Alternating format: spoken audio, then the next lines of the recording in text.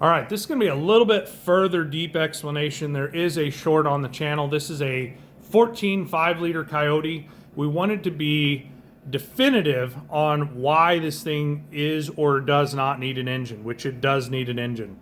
So we have done relative compression, the repeating spike here with the lack there of peaks show me that we have actually 2 cylinders down on this one. We have done leak down, we've done mechanical, we've obviously done relative, high current amp clamp. We did not use the low current clamp on this one just due to the size of the power and ground wires. So we've ID'd it to cylinder number 8. We looked in here, and this was kind of a good clue. There is stop leak inside this coolant jug, and it's low on coolant. So that was kind of a clue. We went in cylinder and we did a cylinder pressure transducer test. And this is actually kind of an example of a moderately good one. I would prefer to see a little bit higher compression here. I may do another cylinder just to see if I can get a little bit better waveform. But this one was okay. 50 is a little bit low on the running compression spike. We have our compression or power stroke, we have our exhaust stroke, we have our intake, and then obviously power stroke. This vacuum pocket and that pocket are pretty doggone close. So that is an example of a moderately good waveform. This is our offending cylinder. You can automatically see that the height of our running compression or value is much lower. We're only at 30 in this one. We did try and do a wet compression check, did not make any difference.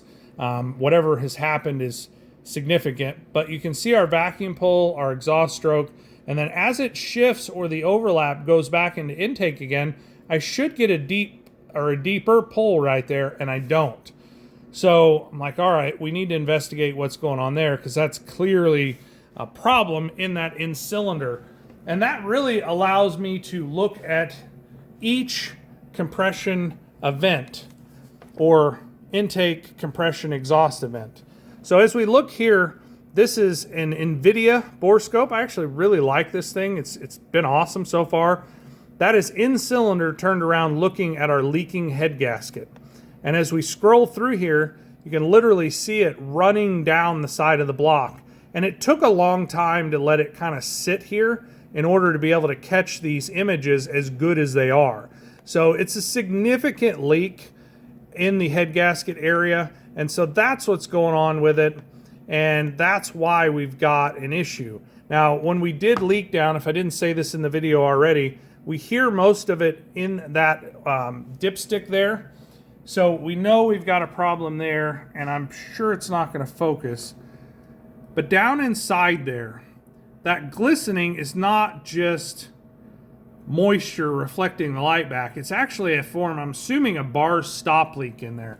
So somebody has attempted to seal this up, and I'm not going to say, you know, there's probably somebody out there that's found stop leak to work, but I have yet to ever get it to work, so it's really not worth the money that you're forking over for the stop leak. So at this point in time, my testing definitively tells me, A, we have a cylinder sealing issue, whether it's a broken piston ring because of the lack of lubrication or the coolant getting in the cylinder, or it's scored the walls. I really couldn't see a lot of scoring, but as you can see, there's a fair amount of coating over the wall, so that's not going to help me.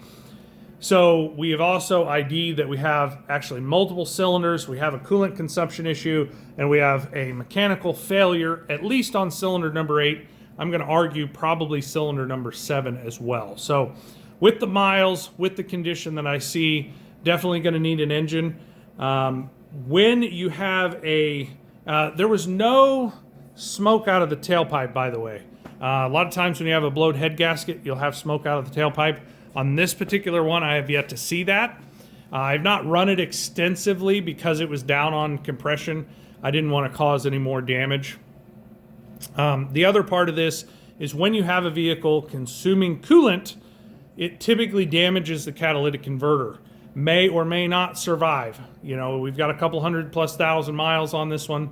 Definitely engine I don't know what the stop leak did to the radiator, heater core, etc. So there may be some other components that need changed, but we have been definitive in our test procedure to make sure that we know this Coyote is not just going to need a valve spring or a follower or something else causing a mechanical issue. What came first? Probably the blowed head gasket. I would assume somebody overheated it. These engines are not super known in my experience. I mean, obviously some of them happen.